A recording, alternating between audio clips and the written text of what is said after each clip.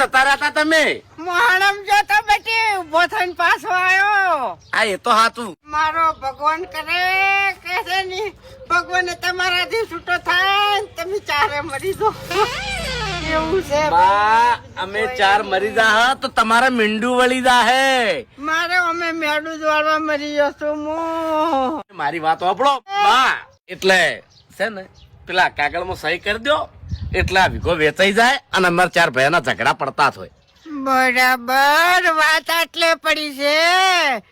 બા હા. સાંભળ્યું? દસ્તાવેજ લઈને આવ્યો છું. ખાલી તમારી સહી થઈ જાય એટલે તરત 1 કરોડ રૂપિયા આવી જાય તમારા 4 છોકરા જોડે. એવું અને પછી બા ખરેખર આખા ગામમાં કોઈને ના કર્યું હોય ને એવું તો તમારું 12મું કરવું છે. હે ઓવે કાળા ને ધડા 12મું કરવું છે. બધા શીરો રાખી છે ને આપડા લાડવા દાળ ભાત ને બધું રાખવું છે. તમારો બા તો ખાવા રહે ને કને ખવડાવશો પિતા જમો દસમાનો. અરે બા હા. એવું હશે ને હા તો તમારા બાને કોઈ દાડો તમારા ઘેર લઈ જઈને ખવડાવ્યું છે?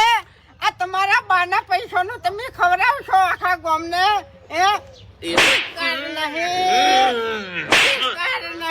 બા બા એવું નહીં. તો? મારી વાત સાંભળો. હા. આપડા 12મું કેન્સલ ભાઈ. હા તમારું જીવત શું કરું?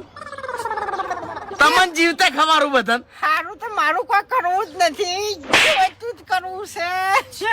અરે હા. બા આ સહી કરી દો ને તમે લ્યો.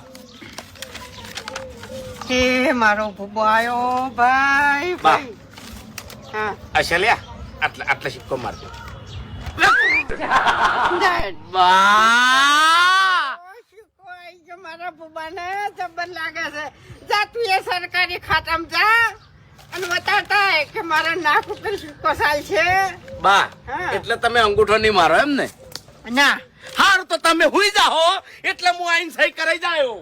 ઓવે આ અંગૂઠેથી આમ કરીને આમ સિક્કો મારી દેવ. ભૂબા હું એ તારો બા છું અંગૂઠો જ કાપી નાખો.